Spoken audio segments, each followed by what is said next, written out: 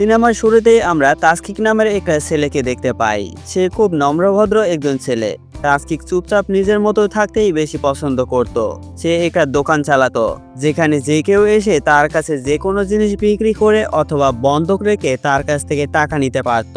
তাসকিকের building এর পাশে প্রতিবেশীর 11 বছর বয়সী একটা ছোট মেয়ে ছিল যার নাম সানি।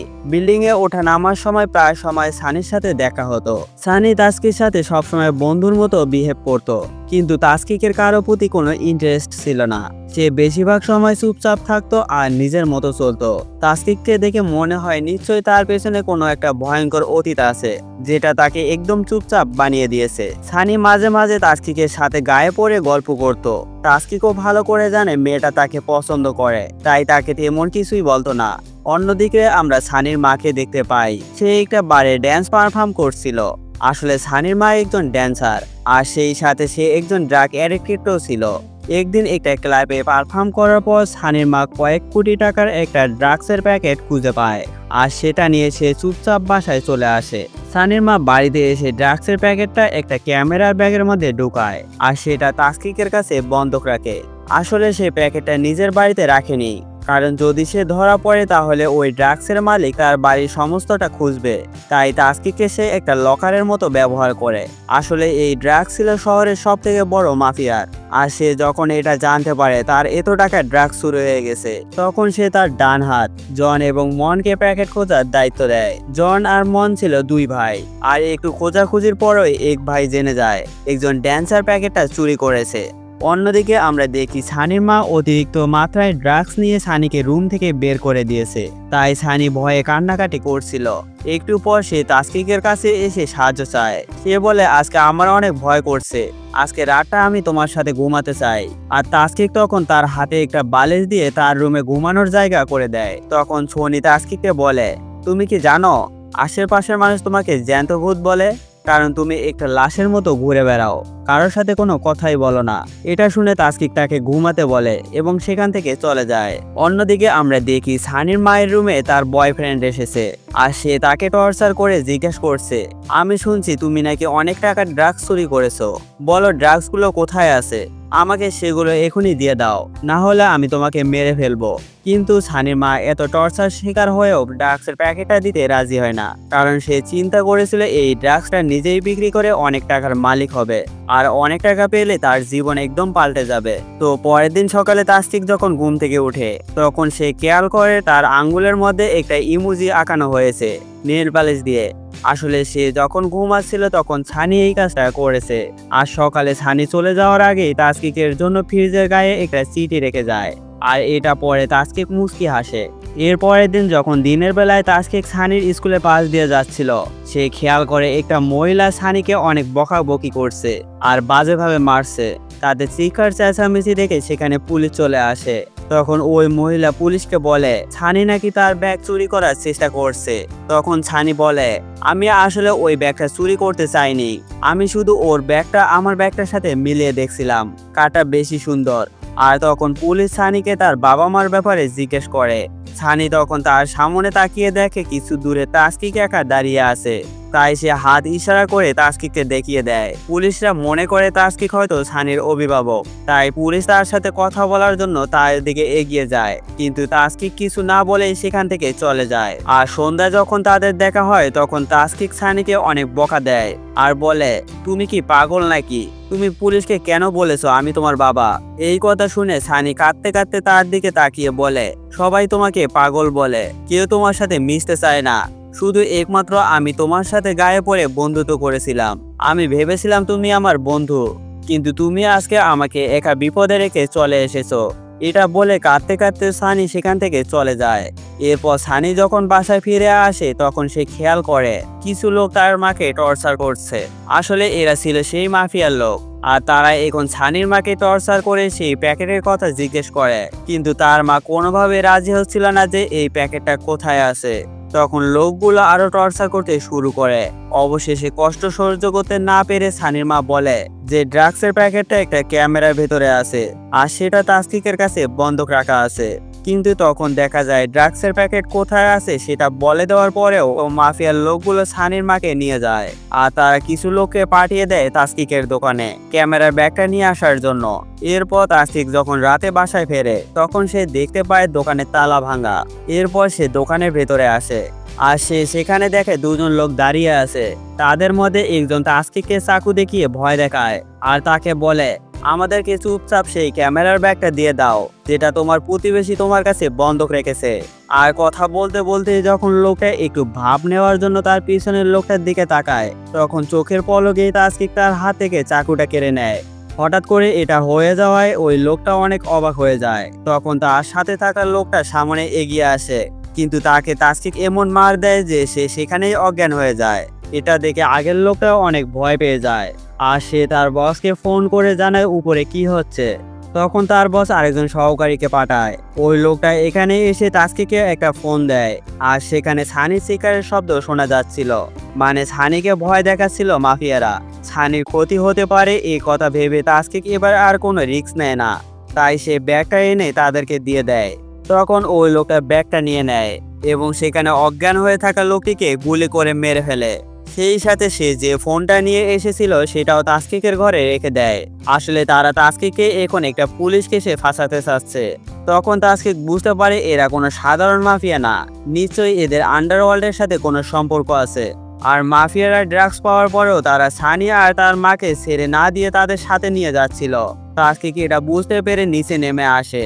ততক্ষণে অনেক দেরি হয়ে গেছে, কারণ ততক্ষণে মাফিয়ারা গাড়ি নিয়ে অনেক দূরে চলে যায়। তাসকিক বেশ কিছু দূর গাড়ির পেছনে দৌড়ায়। সে বুঝতে পারে এভাবে সে কিছুই করতে পারবে না, তাই সে বাড়ি ফিরে চিন্তা করে এখন কি করা যায়। প্রথমে সে পুলিশকে ফোন করে তাদেরকে সবকিছু খুলে বলে, কিন্তু পুলিশ যখন তার বাসার অ্যাড্রেস জিজ্ঞেস করে তখন সে চুপ থাকে, কারণ তার বাসায় একটা লাশ পড়ে আছে। যদি এখন পুলিশ এখানে আসে তাহলে সে নিজেই ফেঁসে যাবে। আর ঠিক তখনই ওই লোকটা রেখে যাওয়া ফোনটা বেজে ওঠে। আসলে মাফিয়ার লোকটা ফোনে তাসকিককে বলে, তুমি যদি বাচ্চাটি আর তার মাকে জীবিত ফেরত পেতে চাও তাহলে তোমাকে একটা কাজ করতে হবে। আর তোমাকে কি করতে হবে সেটা কিছুক্ষণ পরেই তোমাকে মেসেজ করে জানানো হবে। তখন তাসকিক বাধ্য হয়ে তাদের কাজ করতে রাজি হয়, কারণ সে কোনোভাবেই সানিকে হারাতে চায় না। কারণ সেই দিন রাতে ছোট মেয়েটার বলা কথাগুলো তার মনে লেগেছিল। কিছুক্ষণ পর মাফিয়াদের কথা অনুযায়ী তাসকিক একটা লকার থেকে একটা পার্সেল নিয়ে তাদের সাথে দেখা করতে আসে। আসলে এখানে তাসকিককে পাঠানো হয়েছিল মাফিয়াদের বসের কাছে, আর তাসকিক তার সাথে দেখা করে পার্সেলটা দিয়ে দেয় আর সানি আর তার মাকে ছেড়ে দিতে বলে। তখন মাফিয়া বস অনেক অবাক হয়ে যায়, কারণ সে নিজেও জানে না তার লোকরা সানি আর সানির মাকে তুলে নিয়ে এসেছে। আসলে এখানে ছোট একটা টুরিস্ট আছে, সেটা হলো মাফিয়ার লোকেরা সানির মায়ের কাছ থেকে যে ড্রাগসটা নিয়েছিল সেটা অনেক দামি, আর তারা যে ড্রাগসের প্যাকেটটা তাসকিককে দিয়ে পাঠিয়েছিল সেটা অন্য একটা প্যাকেট ছিল। আসলে তারা টাকার লোভে মাফিয়ার সাথে বিশ্বাসঘাতকতা করছে।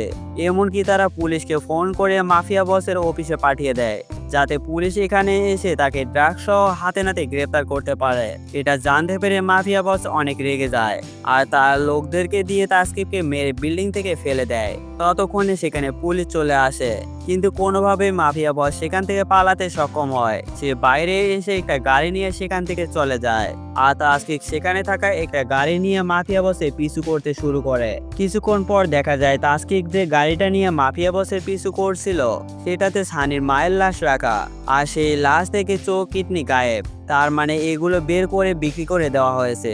এটা দেখে তাসকিক একদম থমকে যায়। তখনই সেখানে পুলিশ চলে আসে আর তাকে গ্রেফতার করে, কারণ তারা মনে করে এই কাজের সাথে তাসকিক জড়িত। আর তাদের মধ্যে একজন পুলিশ অফিসার তাসকিকের ডিটেল জানার চেষ্টা করে। তাসকিকের আঙ্গুলের ছাপ দিয়ে ইনফরমেশন বের করার প্রসেসরে দেখা যায় তাসকিকের ইনফরমেশনগুলো ক্লাসিফাইড, তার মানে সরকারিভাবে তার ইনফরমেশনগুলো লুকিয়ে রাখা হয়েছে। এটা দেখে সেখানকার পুলিশগুলো অনেক অবাক হয়ে যায়। অন্যদিকে তখন তাসকিককে জিজ্ঞাসাবাদের জন্য ইন্টারভিউ রুমে আনা হয়, কিন্তু তখন সেখানে তাসকিকের মাথায় শুধু সানিকে নিয়ে চিন্তা ভাবনা ছিল যে কিভাবে সে সানিকে বাঁচাবে। তখন সেখানে একজন পুলিশ অফিসার তাসকিককে কিছু খাবার দেয় আর তার ডান হাত খুলে দেয়, কিন্তু তাসকিক তাকে বলে আমি বাম হাতি, তাই খাওয়ার জন্য আমার বাম হাত খুলে দাও। পুলিশ অফিসার বিষয়টাকে অত গুরুত্ব না দিয়ে তার বাম হাত খুলে দেয়। তখনই তাসকিক তাদের ওপর আক্রমণ করে সেখান থেকে পালিয়ে যায়। এরপর আমরা দেখতে পাই সেই মাফিয়া বস পালিয়ে বেড়াচ্ছিল, কারণ পুলিশ এখন তাকে খুঁজছে। তখন তার সেই লোকটি সেখানে চলে আসে আর তাকে মেরে ফেলে। আসলে এরা এখন মাফিয়া বসের জায়গা নিতে চায়। এদিকে তাসকিক সেখান থেকে পালিয়ে তার বাসার নিচে আসে আর ডাস্টবিন থেকে সেই ফোনটা খুঁজে বের করে, যেটা দিয়ে সে সানির আওয়াজ শুনেছিল। তখন সেই নাম্বারটি ট্রেস করার জন্য সে আরেকটা গ্যাংয়ের কাছে আসে, যারা টেকনোলজিভাবে অনেক উন্নত ছিল। তারা আসলে মাফিয়াদের ব্যবহারের জন্য এইসব ডুপ্লিকেট সিম আর ফোনগুলো বানাতো। কিন্তু সেখানে থাকা লোকটা তাসকিককে কোনো ইনফরমেশন দিতে রাজি হচ্ছিল না। তখন তাসকিক তাকে মারতে শুরু করে আর তার মার দেখে ভয়ে সব ইনফরমেশন বলে দেয়। আর তার কাছ থেকে পাওয়া ইনফরমেশন নিয়ে তাসকিক সানিকে খুঁজতে বের হয়। অন্যদিকে দেখা যায় যে পুলিশ অফিসার তাসকিকের কেসটা হ্যান্ডেল করছিল, সে তার ব্যাপারে আরো জানার চেষ্টা করে। আর সে তাসকিকের ফাইল আনলক করে জানতে পারে তাসকিক একজন মিলিটারি অফিসার আর সে আন্ডারকভার এজেন্ট হিসেবে কাজ করছে। অন্যদিকে তাসকিক ততক্ষণে মাফিয়ার ওই দুই লোক জন এবং মনের কাছে পৌঁছে যায়। আর এখন মাফিয়ার বসকে মেরে ফেলার পর তারা দুজনেই এই শহরের সবথেকে বড় মাফিয়া হয়ে গেছে। তাসকিক যখন তাদের বিল্ডিং এ ঢোকে তখন লিফটে দুই ভাইয়ের বড় ভাই মনের সাথে তাসকিকের দেখা হয়। কেউ কাউকে এর আগে দেখেনি, তাই তারা কেউ কাউকে চিনতে পারে না। তখনই মন তার ছোট ভাই জনকে ফোন করে বলে, তুমি সাবধানে থাকো, ওই পাগল লোকটা কিন্তু তোমাকে মারতে আসতে পারে। কথাটা শুনে তাসকিকের একটু সন্দেহ হয়। আর তাসকিক যখন সেই বিল্ডিং এর ওয়াশরুমে ঢোকে তখন সেখানে সেই লোকটার সাথে দেখা হয়, যে লোকটা গল্পের প্রথমেই তাসকিকের দোকানে এসেছিল তার কাছ থেকে ক্যামেরা কেড়ে নিতে। লোকটা তাসকিকের দিকে অনেক ঘাবড়ে যায় আর তাসকিক তখন তাকে মেরে জিজ্ঞাসা করে সানি কোথায়, কিন্তু সে কিছুই বলে না। এই জন্য তাসকিক রেগে গিয়ে তার ঘাড়ে একটা ছুরি ঢুকিয়ে দেয়। আর তখনই সেখানে মন চলে আসে আর তাসকিকের ওপর গুলি চালাতে শুরু করে। তাদের দুজনের মধ্যেই কিছুক্ষণ মারামারি হওয়ার পর লোকটা সেখান থেকে পালিয়ে যায়। ততক্ষণে সেখানে পুলিশ চলে এসে গেছে, তাই পুলিশ আসছে দেখে তাসকিক সেখান থেকে একটা গাড়ি নিয়ে চলে যায়। তখন আমরা সানিকে দেখতে পাই। আসলে মাফিয়ারা সানিকে শিশু পাচার করে একটা গ্যাংয়ের কাছে বিক্রি করে দিয়েছে। এই গ্যাংটা বাচ্চাদের শরীরের ভেতরে অপারেশনের মাধ্যমে ড্রাগস ঢুকিয়ে দেয় আর তাদের দিয়ে ড্রাগস পাচার হয়ে গেলে তাদেরকে মেরে ফেলে এবং বাচ্চাদের চোখ, কিডনি আর বাকি অর্গান বিক্রি করে দেয়। অন্যদিকে দেখা যায় তাসকিকের শরীর থেকে গুলি বের করা হচ্ছে, কারণ মারামারি করার সময় ওই লোকটার একটা গুলি তাসকিকের গায়ে লেগেছিল। প্রচন্ড ব্যথায় তাসকিকের কিছু ফ্ল্যাশব্যাক মনে পড়তে শুরু করে। তখন আমরা জানতে পারি তাসকিকের সুন্দর একটা পরিবার ছিল, কিন্তু সে আন্ডারকভার এজেন্ট হিসেবে কাজ করার কারণে তার চোখের সামনে তার স্ত্রীকে হারিয়েছে। আর এখন তার আপন বলতে কেউ নেই, আর সে কাউকে আপন বানাতেও ভয় পায় যদি তাদের কোনো ক্ষতি হয়। কিন্তু অনেক বছর পর তার জীবনে সানি এসেছিল, তাই যে কোনো মূল্যে হোক সানিকে ফিরিয়ে আনতে চায়। তখন আমরা দেখতে পাই তাসকিক তার নিজের গেটআপ চেঞ্জ করে ফেলছে।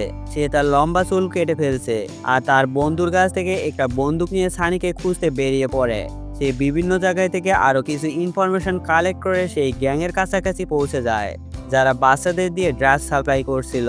তাসকিক সন্দেহ করে একটা ছেলে পিছু করতে করতে তাদের আস্তানায় এসে পড়ে আর সেখানে এসে দেখে দুজন লোক বাচ্চাদেরকে দিয়ে ড্রাগস বানানোর মতো ভয়ঙ্কর কাজ করাচ্ছিল। তখন তাসকিক সেখান থেকে বাচ্চাদের বাইরে বের করে আনে আর জায়গাটা ব্লাস্ট করে দেয়। আর এই বিস্ফোরণে বর্তমান মাফিয়া দুই ভাইয়ের ছোট ভাই জন মারা যায়। অন্যদিকে আমরা দেখতে পাই যে গ্যাংয়ের কাছে সানি ছিল, তাদের কাছে একটা লোক এসেছে। আসলে আজকে তারা সানির বডি পার্টস পাতি বের করে বিক্রি করে দেবে, কারণ তার বয়সী একজন ক্লায়েন্ট পাওয়া গেছে। কিন্তু যে লোকটা সানিকে নিতে এসেছিল তার কপালে একটা কাটা দাগ ছিল। আর এটা দেখে সানি তার কাছে থাকা একটা ব্যান্ডেজ দিয়ে লোকটার কপাল ব্যান্ডেজ করে দেয়। সানির এই সরলতা দেখে লোকটা বুঝতে পারে সে ভুল করছে, কিন্তু এখন তার হাতেও কিছু করার নেই। তাই সানিকে ডাক্তারের কাছে নিয়ে যায়। তখন ডাক্তার সানিকে অজ্ঞান করে অপারেশন করতে শুরু করে, যেখানে প্রথমে তার চোখ বের করা হয়। অপারেশন শেষ করে তারা চোখ দুটো সেই মাফিয়া মনের কাছে পাঠিয়ে দেয়।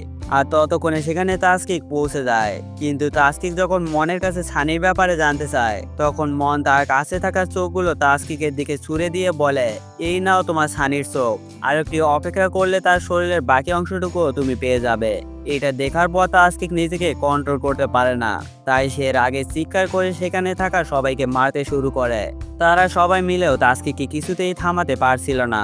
পরিস্থিতি খারাপ দেখে মন সেখান থেকে পালিয়ে যাওয়ার চেষ্টা করে, কিন্তু মুহূর্তের মধ্যেই তাসকিক তার সামনে এসে দাঁড়ায়। তখন মন তার গাড়ির ভেতরে ঢুকে তার গাড়ি লক করে দিয়ে হাসতে থাকে, কারণ তার গাড়িটা ছিল বুলেট প্রুফ। মন তখন পুলিশকে ফোন করে, কারণ পুলিশ যদি তাকে ধরে নিয়ে যায় তাহলেও তার প্রাণ বাঁচবে। কিন্তু মন তো আর জানতো না যে তাসকিক একজন মিলিটারি অফিসার। কিভাবে বুলেট প্রুফ গ্লাস ভেদ করতে হয় সেটা তাসকিকের ভালো করেই জানা ছিল। আসলে বুলেট প্রুফ গ্লাস একটা দুটো বুলেট আটকে দিতে পারে, কিন্তু যদি লাগাতার একই জায়গায় বারবার গুলি করা হয় তাহলে বুলেট প্রুফ গ্লাসও ভেঙে যায়। আর তাই তাসকিক একই জায়গায় বারবার গুলি করতে থাকে, আর একদম শেষ গুলিটা গিয়ে মনের গায়ে লাগে, ফলে মন গাড়ির ভেতরেই মারা যায়। মনকে মেরে তাসকিক সেখানে হতভম্ব হয়ে দাঁড়িয়ে থাকে, কারণ সে সানিকে বাঁচাতে পারল না। এটা ভেবে তার মন খারাপ হয়ে যায় যে সে কখনো তার আপন মানুষদের বাঁচাতে পারল না।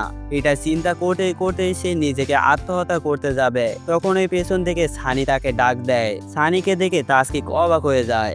আসলে সানি যে লোকটার কপালে ব্যান্ডেজ করে দিয়েছিল সে তার মায়া পড়ে সানিকে মারতে পারেনি, তাই সে উল্টো ওই ডাক্তারের চোখ তুলে মনকে পাঠিয়েছিল। তো যাই হোক, তখন সেখানে পুলিশ চলে আসে আর তারা তাসকিককে অ্যারেস্ট করে নিয়ে যায়। তাকে পুলিশ স্টেশনে নিয়ে যাওয়ার সময় তাসকিক তাদের কাছে একটা রিকোয়েস্ট করে, আমাকে কিছুক্ষণের জন্য একটা স্টেশনারি দোকানের সামনে দাঁড়াতে দাও।